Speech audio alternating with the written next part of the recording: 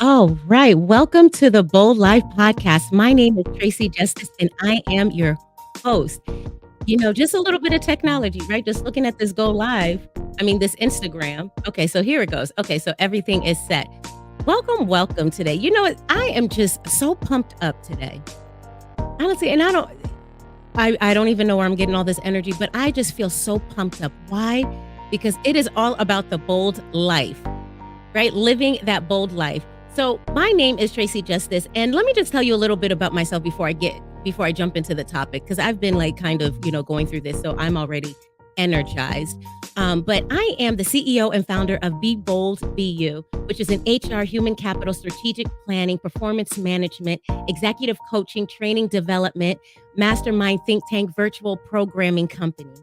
Now, I always have fun saying that because it's a lot to say, but really, I think it's funny because when you think about it, the multitude of words, I'm just really saying one thing. I love to teach, right? I love to teach. Really, I love to ask provocative questions that make you think, right? And and the reason why, I'm even creating this space is that I had to challenge myself a few years ago, right? I found myself in a situation where, I decided that, I could either conform or I can just figure things out on my own, right? And just try a new path, forge a new path for myself. And that's what I decided. I said, you know what? Well, really not me, but I know that it was an energy within me that just said, you know what? You need to go ahead and just be you. Be bold, be you. Go ahead and do what you need to do. You cannot conform to what other people want you to do. You've got to be yourself. You've got to be an example for others, right? Not because it's all about me, but hopefully just the mere presence of me stepping out of my comfort zone and doing things that I probably normally wouldn't do, hopefully, sparks something in someone else, right? Sparks someone else to take a chance on yourself as well, right? You got to be bold. You got to be you, because there's only one life you live. And if you're not being you, who is? Right? Right. So before we get into the topic of today, which is workplace loyalty real in 2024? I've got quite a bit to say about that. But before I get into that, I did want to quickly talk about my bold ideas and the next season that's coming up, and the next episode, and the next series of what's coming up. And this is kind of, and I guess I'm trying to see if I can knock two birds out with one stone, see if I can create some sort of little, oh, nope, that's not the place that I wanted to go to. But let's fix the page. It's all right. And this is the reason why I kind of, like to do it this way. Okay, so let's take it here. So I want to talk about my bold ideas and the BS check-in that is coming up soon. Now I might be changing the date, because before I even get into that. So I have been feeling just overwhelmed at times. Why? Because I am doing quite a few things, right? And then it's not to be like, boo hoo hoo, I'm just so busy, poor me. But it's for me to say, how when you have goals for yourself and there's things that you want to do, and then maybe you're not moving as quickly as you wanted to, right? And then, what I tend to do, what I've noticed that I would do, is that I would beat myself up like, Tracy, you should have had this done already. You should have did this. You should have did that. And then, and before you know it, I'm deflated, right? Because that sort of talk does not motivate me to action, right? It really it demotivates me and deflates me, right? And so, I shared a post earlier today, and really that post was really for me, trying to encourage myself. And so, I forgot why it got into why I was saying even that, but being hard on ourselves, right? So maybe, because I wasn't on the right page, right? Because I didn't show up on the right page, thoughts were just like, see, you should have been ready, but that's okay. You know what I mean? I'm on the page anyways, but I want to talk about bold ideas and the BS check-in. And I'm really excited about this idea. See, when I first started the idea of creating a podcast, and I'm all about, you can keep planning and planning and planning and not moving. You're not doing anything when you do that, right? But you've got to consistently take a step and figure out as you're going along. Because what I've learned and I want to encourage other people to do as well, is that as you're moving forward, that's when the ideas come. That's when the opportunities come. That's when you start thinking about things in the right way that's really going to help you move forward. Right. But it doesn't happen when you're sitting down, because when you're sitting down and you're not moving forward, you're just coming up with things, fantasy, dreams, wishes, but nothing is really concrete until you move forward. Right. And so when I had decided that I wanted to be, because I would say I wasn't sure if it was really a podcast, but I knew that I wanted to start getting more engaged with social media. Right. And stop being afraid of something new, but really get engaged and get involved. And when I first started in 2022, it started as a challenge, right? It started as a challenge to challenge myself to step outside of my comfort zone.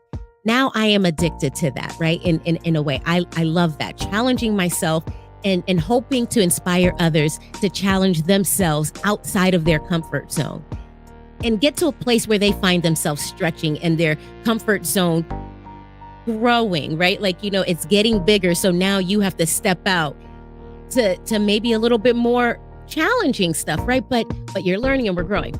And so I knew that I wanted to do that. But in 2023, after I had my experience in 2022, fell in love with it. In 2023, I struggled. And it's funny because, some people say, well, I saw that you did some shows, and I did. But I wasn't passionate about it, right? I was passionate about doing the show, but not necessarily the information. And so I'm just really excited because I finally, was able to put it all together by the end of 2023. And here we have is the BS check-in, right? And so real quickly, and then we're going to get into the workplace loyalty. But, I'll be reaching out to some speakers, right? There are some people that I have been, eyeing them out. Right. And I know, there's certain people that I'm going to reach out to touch on these different topics. But I wanted to create this space right now just to talk about it right now. So business strategy is really, right. And it's my play on BS, right? Because we need to challenge the BS, right? When we think about business strategy is something that helps move the organization forward, right? Like you really want to think about that, how you can be intentional about that.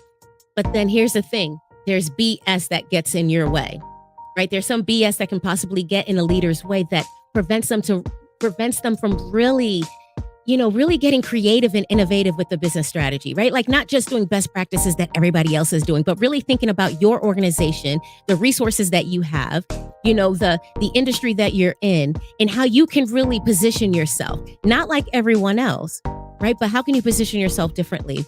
And so these are the different topics, and I'm just really excited, so this is just this like a call out within the video, a call out during this episode that, be on the lookout. I might be reaching out to you for business strategy, a belief system, right? For all my coaches out there, definitely going to be reaching out so we can talk about belief systems, right? Bias stories, all my DEI professionals and practitioners, right? Blind spots, belonging statement, better synergy. My culture people, right? Being self and the bureaucratic stage. Now, the bureaucratic stage was a way for me to find a way to get public policy into this, right? Because the bureaucratic stage is because at the end of the day, it's all about rules and who is going to represent your interest, right? Your thought process, whatever it is that you want to see. Who is on the stage for you? Because that's the way this world, at least the United States works, right? It's all about public policy. Public policy shapes every single thing we do. And, I can get into my soapbox about that, but that's definitely for finding your HR advocacy voice that I co-host with Chris Schrader. And that's definitely now that's where you can definitely find out a little bit more about public policy. But as you learn about public policy, you just realize that public policy shapes our lives. I mean, down to the things you can buy, the things you can eat. I mean, it's really so granular. I mean, to me, that I just love talking about it. And I don't know. But anyways, let's get to it. So that is the bold ideas, the BS check-in. Ooh, and I didn't talk about what bold ideas is. Oh, okay. So let's do that, right? So ideas stands for inclusion, right? Inclusion of individuals. I like to say it's not about including, people just to have people sitting around so you can take a picture up, right? Like it's not about that, but it's about including the individuals and their ideas, right? Including the whole person. That's what I stands for. D stands for diversity, right? Diversity is all about really, when you think about it, it's really a business strategy, a smart business strategy. Now, don't get me wrong. I do believe that diversity is the right thing, period, in life, right? Like, we have to find a way to get along better. Like, we have to have representation so that we can fully understand how we can move things forward in the most effective way, right? But diversity is also a business strategy, right? Like when you really think about it, the world is just not one taste, one experience, right? They are plenty. There are diverse experiences, diverse, people, thoughts, things, products, materials. It's just so vast, right? And so, if you are a smart business person, then you fully understand that diversity is the way. You have to incorporate diverse people, diverse personality, diverse thinking, diverse experience, diverse skill sets, so that you can really tap into the market and really understand how you can position yourself, right? Like unless you are within a niche, right? And you are just catering to just a group of people, well, then that makes sense, right? Then maybe diversity is not your thing, right? But yeah, so that's diversity, right? And then E stands for equity versus equality, right? Being able to understand what does equity mean and what does equality mean, and understand that it's about both, right? We don't exclude one for the other. It's about incorporating both, right? It's about closing the gap. That's how I like to see equity versus equality, is understanding that there is a gap in between equality and equity for many different people, right? And understanding what those gaps are and then being able to help them close it, right? That's that E. And then for me, A is three things, right? It's first accessibility.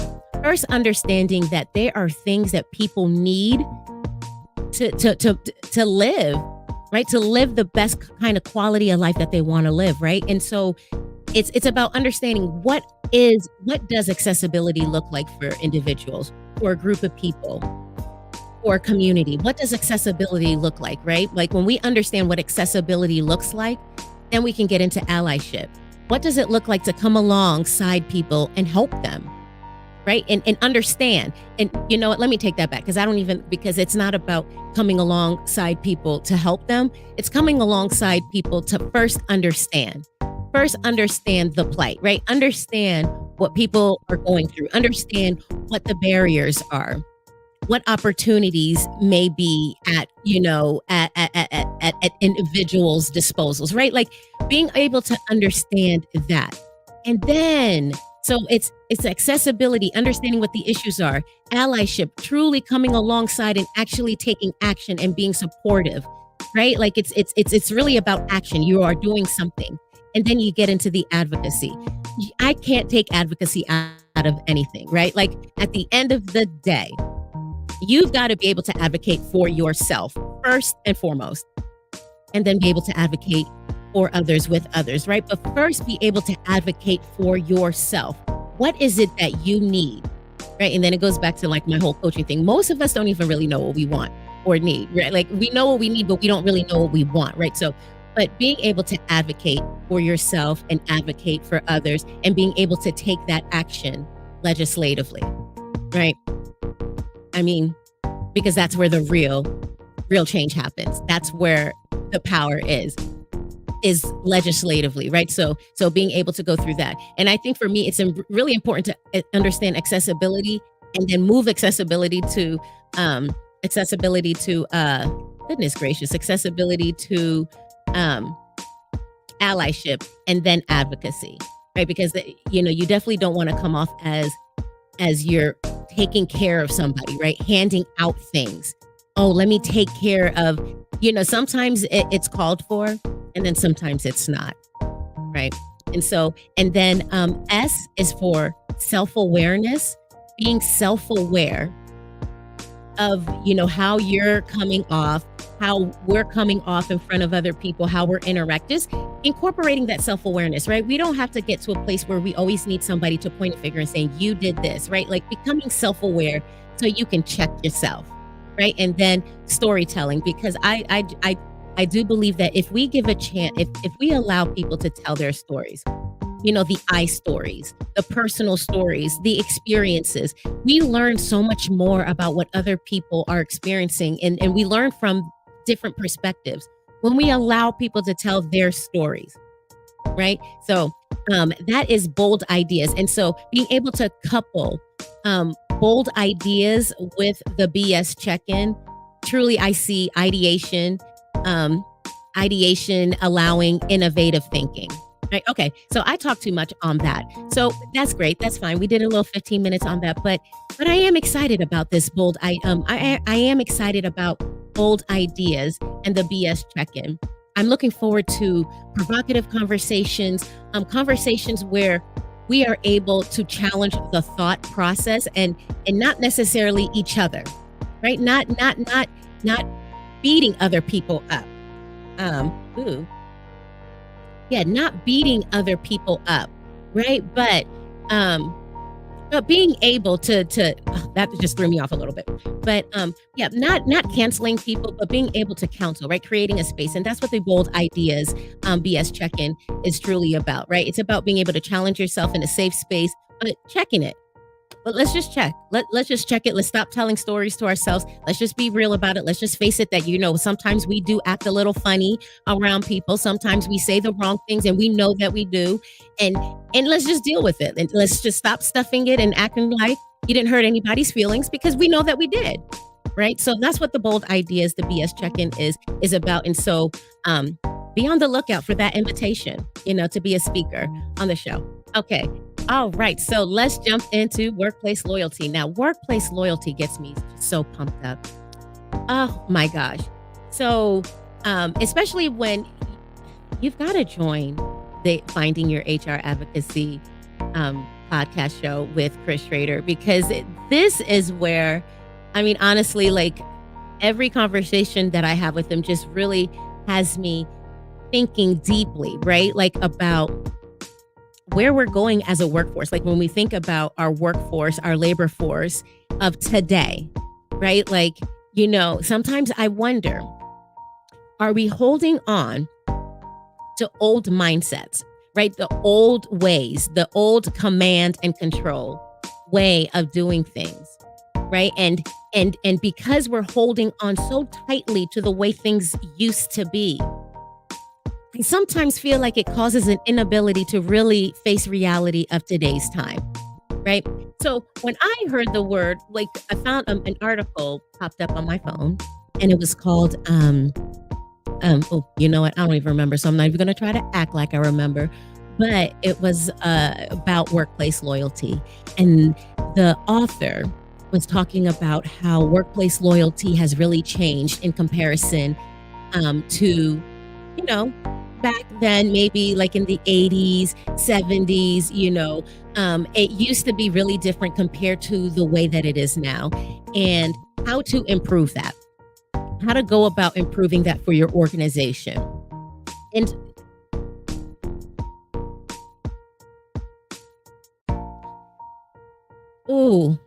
because I don't agree with workplace loyalty. I think it's just a horrible word. I think that we just need to get rid of that word because I don't think it's real. I think it's a false word. Okay, so let me get my thing. So let me share. Well, first, let's define workplace loyalty, right? Because I think it's always good to set the tone and make sure that we're all looking at the same definition so that we can all at least talk about the same thing. And if you want to change the definition, then you can definitely talk about a definition that you created and that, you know what I mean?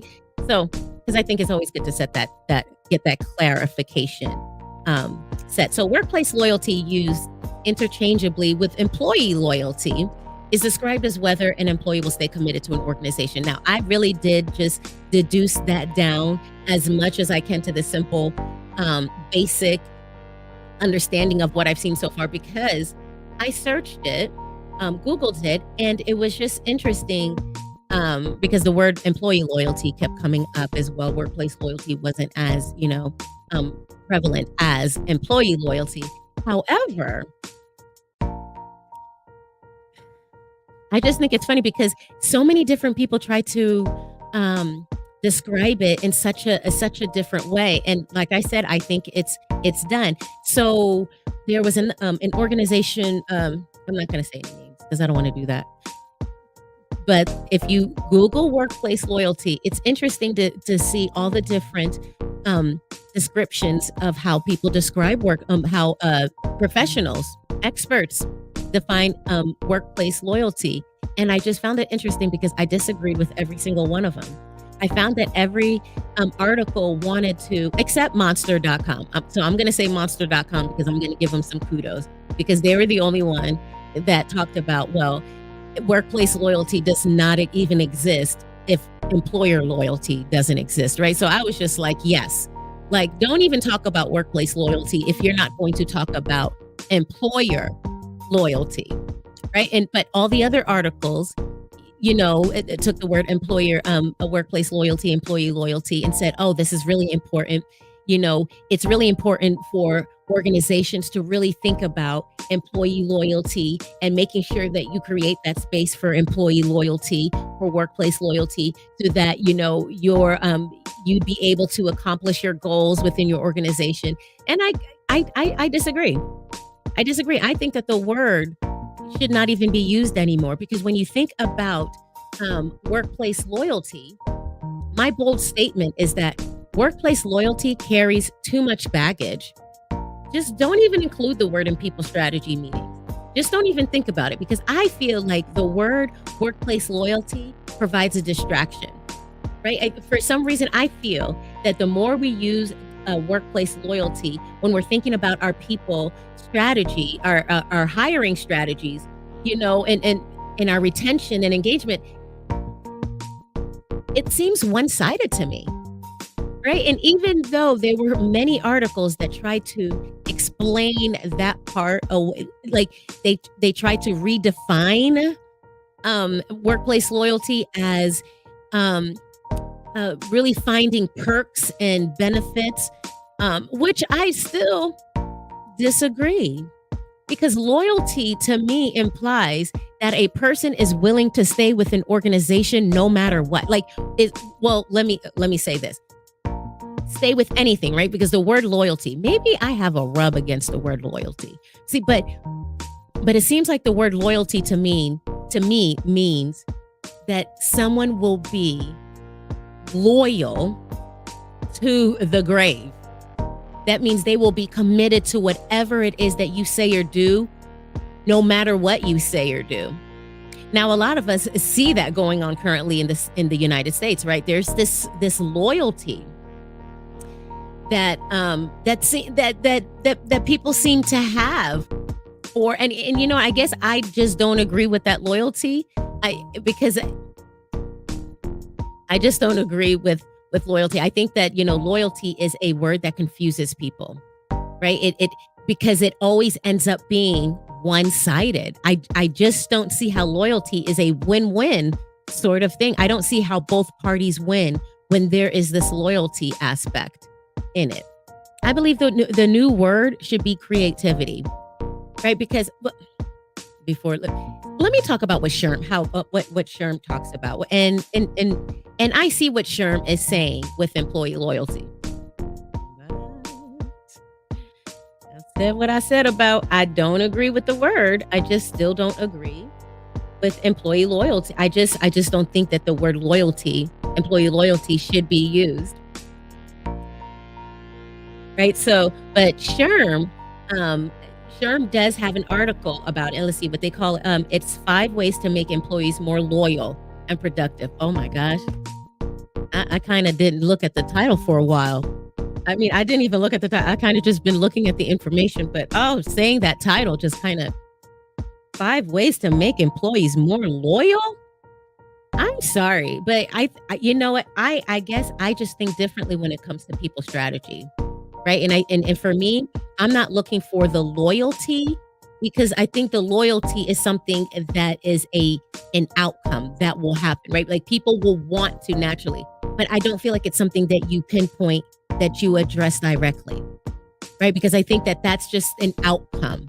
It is a spillover, but I don't believe that it's something that you can just automatically work on directly, right? Because I just think that if you're working on that directly, you're trying to create loyalty directly, to me that comes off as control, right? Like, because that means you're trying to do something to force somebody to think a certain way, whatever. But however, I know that Sherm didn't mean to use the word loyal in that sort of, but but but Sherm is talking about how to create that productivity, right, out of the employee. And I think that that's what people or organizations or people strategists, necessarily are thinking about when they're thinking about workplace loyalty, is how do you create that engagement? How do you create a space that employees want to come to?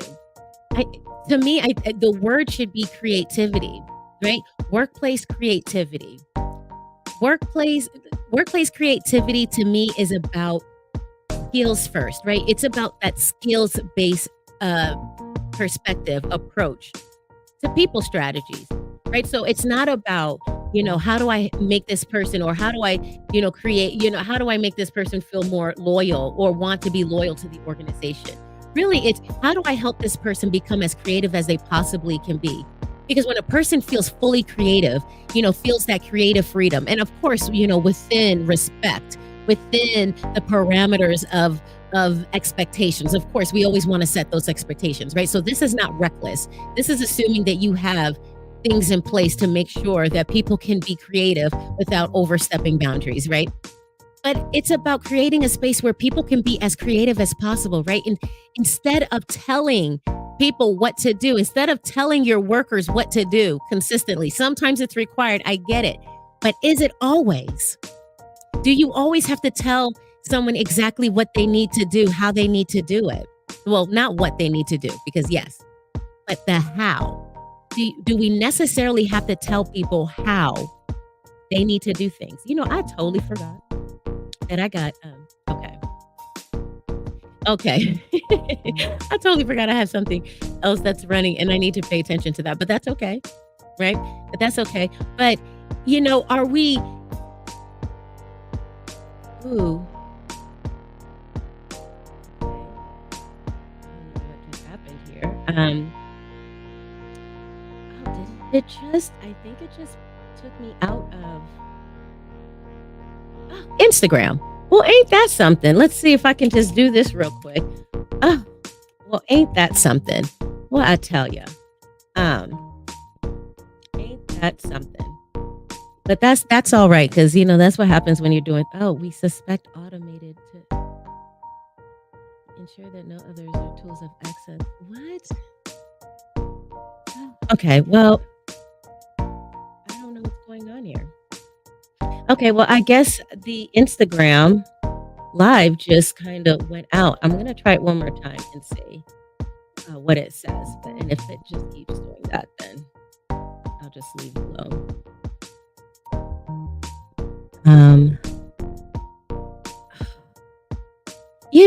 This is just kind of okay. Well, that's kind of annoying, but okay, that's good to know. But that workplace loyalty. Okay, where was my mind? Um, Really, it's all about people strategies. It's all about allowing people to truly be creative in the workplace. What I believe is that when people feel that they can contribute without having to be someone else, right? Not where they have to be wear a mask, right? Like if people have to come to work and feel like they have to wear a mask, that does not allow them to be creative, right? So when our focus is on workplace, when our focus is on workplace creativity, that's when we're able to really think about this win-win situation, right? So now it takes recruitment, engagement, retention.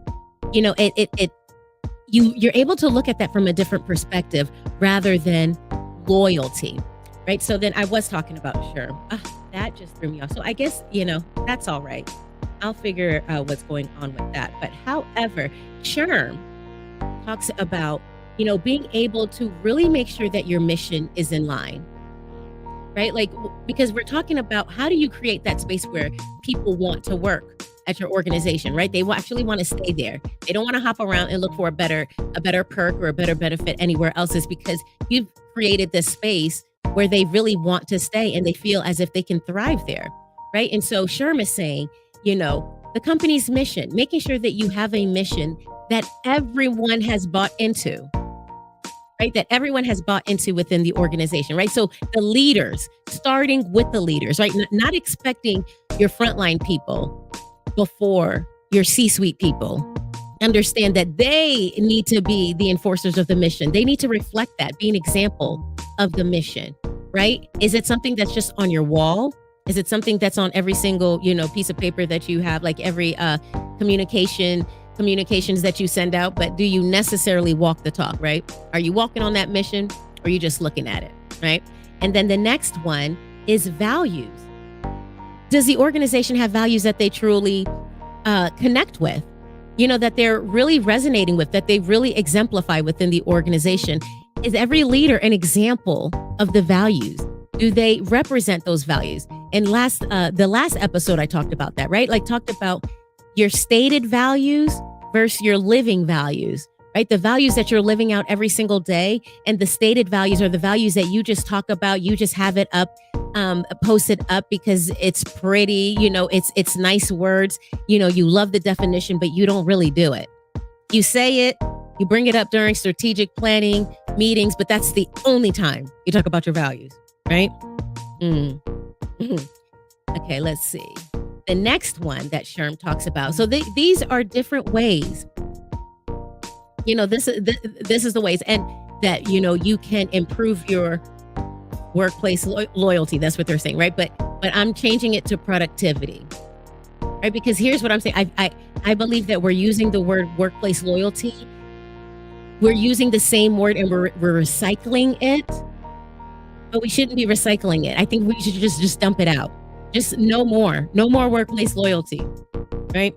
But I really like the reasons that Sherm is giving here, because I do believe it's a way to explain what we're trying to say. That what people feel like we need to be saying, right? Like we need to be saying something else, not necessarily workplace loyalty, workplace creativity. That's where I'm going with. Okay, so then the next one that Sherm says that will help employees feel connected with the organization is the company goals, right? And here's the thing I always think about the company goals. Maybe that's another topic to talk about, because I truly believe in performance management. I believe in metrics. I believe in, creating that dashboard, creating metrics that everybody can stay accountable to and track. But it's funny because it seems like whenever you talk about performance management and goals within the HR space, it seems like there's a lot of talk of doing away with performance management. A lot of managers feel like performance management doesn't work. And what I say to that is that I do believe that it's because managers haven't been fully trained, right? Like haven't been fully trained on what goals should look like, how to create goals that make sense, how to create goals that cascade down from company goals down to individual goals, how to help employees create the goals that motivate and inspire them, how to help them see that there's a connection between their personal goals and their professional goals, right? Because being at that job is just not because they just feel like being there. There's a reason why they are there at that job, right? There's a reason why they need to collect a paycheck, right? And managers should be able to understand how to bring that, close that gap, how to help their employees align that, properly, right? And I think that once managers truly know how to really coach and motivate and inspire through performance management, I believe that, we would see change. We would see that organizations would be able to accomplish their goals a lot more easier, right? But I do feel like we don't teach our managers about performance management and how to set goals and how to really understand that everything is really connected, right? How to really understand that, what the organization wants and what you want, it's a win-win situation. The organization can help you reach your goals. Can you help us, can the individual help reach the goals of the organization? So it's right. But I do believe that when this is something that organizations can master, the company goals, and truly understanding how to cascade it down to individuals, so that individuals can influence their teams can influence departments can influence bottom lines of the organization, right? But that ties an employee to an organization, right? If I feel like me working with you is going to help me reach my goals, and I see that and I feel that, and every time we meet, we get to talk about the progress of those goals, and then maybe I get to reflect on how it's helping me personally in my own personal life, I'm staying. And you know what? I mean, but you know what I'm saying? Let's just say I want to stay at the organization, right? I'm staying. Of course, I'm thinking in my mind, because sometimes when you have these great performance management conversations, sometimes you don't even have to fire people, right? Like you don't even have to let people go, because as you're having these conversations, people will decide, people will understand, and they'll feel so supportive. And it'll be like, oh, you know what? I don't think this is the right place for me, and it'll be just an organic conversation, no hard feelings, because then people will be able to self-acknowledge or self-recognize when they're not in the right role, when performance management is happening the way it's supposed to be, right? People will self-move and be like, you know what? I don't think I'm really good for that, but I think this person can be really good, or maybe I can be really good at this other role that I see that we're looking for, right? Because when performance management is done right, because we're talking about goals right here, when it's done right, people are motivated and they feel inspired. You know what I mean? Right? Because they can contribute, be creative, and then purpose, right? And of course, right, the purpose. So, but and I know that Sherm describes this as helping. Well, not really Sherm. I should take that back. Not Sherm. The author, Benjamin Wall. So I want to give Benjamin Wall credit. 5 ways to make employees more loyal and productive. So Benjamin Wall, love what you said. I guess I'm just not agreeing with the loyal stuff, right? Because I think that we need to get to a space where we're not expecting employees to be loyal anymore, right? Because why not?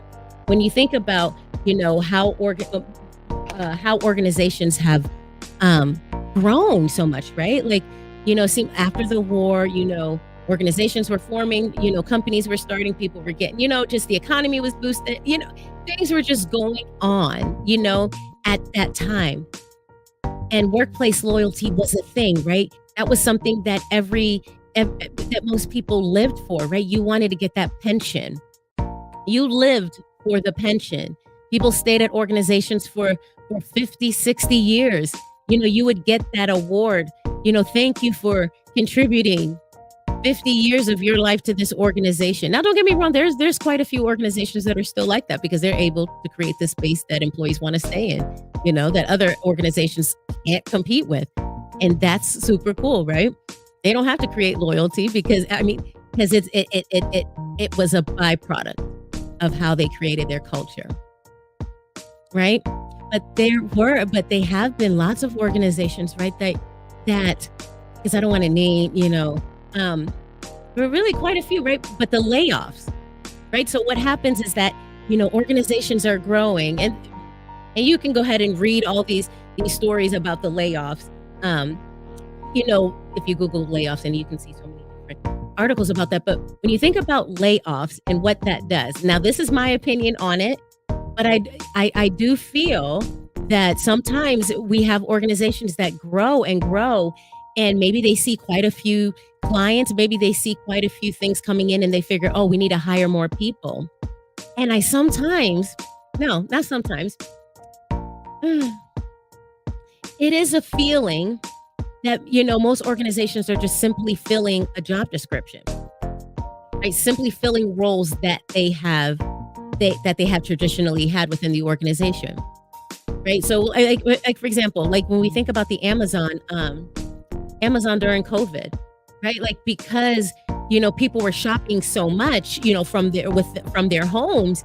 Amazon decided like we're going to hire all these people. Like a lot of these tech organizations hired a lot of people, right, to help them, to help them, handle the load. But what happened is that here recently, maybe last year, the past 2 years, trickling, there have been plenty of layoffs happening. Why? Because it just seems like, we're just hiring, right? And it makes sense because you see all this load, this big load coming your way, but we're not hiring for the actual function, right? We're not hiring for the actual thing that we need to get done. It's as if we're not even looking at our strategic plan. It's as if we're not even looking at our dashboard to look at what are the things that we're trying to accomplish? What are the things that we need to do? And then look at how can you make sure that the functions are being done and not necessarily a full-fledged out role, right? So here we have a lot of, plenty of layoffs that are occurring. And we question, well, what's going on? What's going on? In my opinion, organizations have hired for roles and not necessarily for functions. And so now that you don't have a need for people, or we're letting people go because we want to increase our own paychecks, right? Like increase the top leaders' paychecks. Now, I don't know if it's all true or, if it's all like that, right? Because I can't say it's absolute. It's not absolutely happening that way. But when you think about the layoffs, right, and how those are happening and how that really interferes with people's mental, health, right? Your self-confidence. How can you expect workplace loyalty?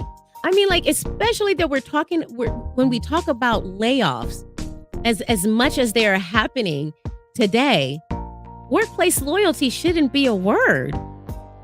It's kind of a slap in the face. Are we saying we want people to be loyal to an organization that can't promise loyalty to them? I mean, and then when you think about the non-competes, right? Because that was something else. See, I'm constantly going to be throwing in a plug for the HR advocates. I'm finding your HR advocacy voice because I'm telling you, there are so many nuggets that you can get from Chris. I mean, so many nuggets. But we talked about it at our last episode last week, where the non-competes is due to come out, and that's something to be expected. That it is going to be a federal law that it is not part, non-competes is something that will no longer exist, I guess, in some capacity. You know what? If I'm saying something wrong, I will update this, right? But when you think about the non-competes eventually going away, what is workplace loyalty, right? And I think to get ahead of that is to really introduce a new word into our vocabulary when we're thinking about, instead of workplace loyalty, it's about workplace creativity. How do we, invite people to be, well, actually, because here's the word that I'm really trying to bring out, is the entrepreneurial employee. The entrepreneurial employee. Who is that? That is the employee. I believe that is the employee of today. Right? I believe that this is the new employee. Right? When you're thinking about your hiring strategies, your people strategies, I think it's all about thinking about that it's an entrepreneurial employee. This person does not want to be told how to do things. They don't want you to tell them how to do things. Like, don't tell me how to do nothing. I know what I need to do. Just tell me what needs to be done. What are the problems that we're facing, right? What issues are we facing here in this particular department? Tell me what those issues are. Tell me where my resources are. Who are my people that I can connect with? Where I can go to find what I need to do, and let me go, right? Like, if we think about that workplace creativity, then we can create a space where employees want to come and work. Why? Because not everybody wants to be a full-fledged out entrepreneur. Because I can tell you that, right? Because it's a lot, and you kind of have to love the up and down of things. You got to be okay with the up and down flow of things as an entrepreneur, right? But the entrepreneurial employee has that same opportunity where they get to feel that freedom when they come to work, right? They get to show up and really be creative as far as how they go about solving the problems that they see in front of them. Right. So then by the time they go home every day, they can feel accomplished because they came up with the idea, right? They came up with the idea. And especially if the idea they came up with or the work process or whatever it is that they did was successful to the bottom line of your organization, that is going to create that engagement, that retention that you're looking for, that longevity that you're looking for, right? Because you're creating the space that employee wants to be a part of. But if you're using that word workplace loyalty, I do believe that it can cause our mind, it can cause a stumbling block to our mindset, right? It can cause us to think about things maybe not in a way that would serve us within the organization. Like it's right. It's about creating that It's not creating. It's about thinking about the entrepreneurial employee, thinking about that employee and saying, okay, how can, what would this employee want? What does this employee need? How does this employee operate? What's going to help this employee thrive? Right. And then thinking from that perspective, right? As opposed to that workplace loyalty. Right. So I don't like the word workplace loyalty. I don't like the word loyalty. I do have a problem with that. And I guess maybe I need to think about that after this episode, right? A little bit more. Just be like, girl, yeah, but I don't. Loyalty to me just sounds like control. Loyalty is just, it's the indirect way of saying control. I don't know. What do you think? Do you agree with that? Do you think I'm just kind of, just being really aggressive with that? But loyalty to me is just control. Well, let me say it like this. If you try to create loyalty, it's control to me. And I just believe, like, unless you know that you are 100% always willing to do, provide win-win situations for others, then yeah, the word loyalty. But no. Not in the workplace, right? Like, not in the workplace. I think, when we think about what's going to improve culture within the workplace, of course, it's understanding the DEI perspective, right? The DEI principles, right? And DEI principles, like, and I will say over and over and over, they are so, and which is part of my Bold Ideas workshop as well, is that we talk about the different philosophies that underpin DEI. And social justice is a philosophy that underpins, is one of the philosophies that underpins DEI. However, social justice is not DEI. Social justice does not equal DEI, right? Social justice is an aspect, is a component, is a lens within the DEI space. And I want to say that it's because, I hear so much just consistently over and over and over, how people just mistakenly think that DEI means social justice, or it means affirmative action. And it does not. DEI simply says, how do we work better together? How do we respect each other and work better together? It's a business strategy. How do we make sure that we understand our market? How do we make sure we understand our audience? How do we make sure we understand our community, our customers, our clients? You have to understand DEI. DEI has to be a part of how you do business. You can't take DEI out of it. Like, it just doesn't make sense when I hear, comments like that. Because I heard a comment, I think the other day, where it's just like, oh, DEI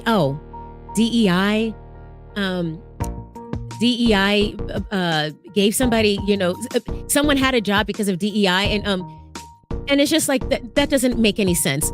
It's apparent that person does not understand what DEI means, right? DEI is not social justice. My gosh, I can go off on a tangent on this one because this upsets me, right? Because sometimes it just seems like, I think that's what the Bold Life for me is all about. It's just that, it's all about, we've got to be bold enough to call things out. But not in a rude, disrespectful way, and not in a way that doesn't create conversation, not in a way that doesn't create dialogue, because we've got to get to a place where we can have dialogue. But when we have comments that come out like that, and then it just seems like nobody talks about it. I mean, you know what? Because I'm not even going to talk about the other thing that I recently heard. Yeah, here's the thing. Or maybe I am going to kind of make a comment about this, because I guess I want to personally make a stand for myself as a Black woman. That, I don't agree with a lot of these things that I'm hearing coming out, especially like to say that Black people, yeah,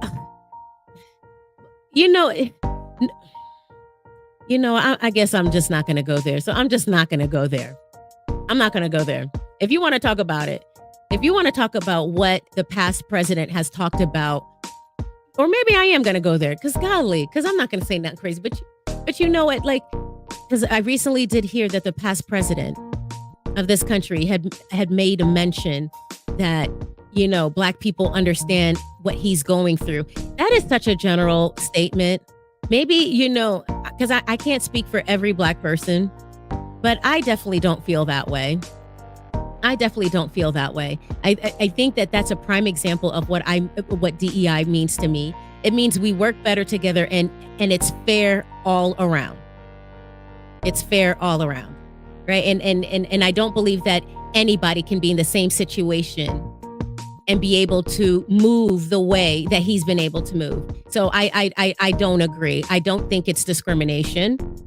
I don't think it's a DEI topic, right? Like, I really just don't think that, that's a DEI topic. And I guess I just wanted to bring that out because, you hear all these different things about DEI and people are so misled, and media does do a part of that. But that's why it's all about being able to create spaces where people can come together and really talk about some of these things that we hear coming across the airwaves, and in a safe space, really be able to unlearn some of these things that we're hearing so that we can learn what we need to learn to help us move forward, right? It's all about growth. It's not about, sitting back and just dwelling on the past, but it's about understanding the past so that we can move forward, right? And I guess I just wanted to, touch that. I don't know, like that. Golly, I just really went down a hole of that. But that's what the Bold Life is about, right? Like getting to the place where you can truly be authentic, be yourself, talk about the things that are coming up from a honest space, not in a space where we're putting people down, but in a space where we can, be bold and say, no, that's not where I'm coming from. Kindly, respectfully, nope, that's not it for me. But okay. Right. So I said all this because I did, and I can, and that's all right. Now, what is my bold send out? Right? Because my bold statement that I made is that workplace loyalty carries too much baggage. Don't even include the word in people strategy meetings. Like just don't include the word, because loyalty just carries too much baggage. Does that mean, when we say the word loyalty, does that mean that we expect an employee to stay with an organization no matter what? Because what does loyalty really mean, right?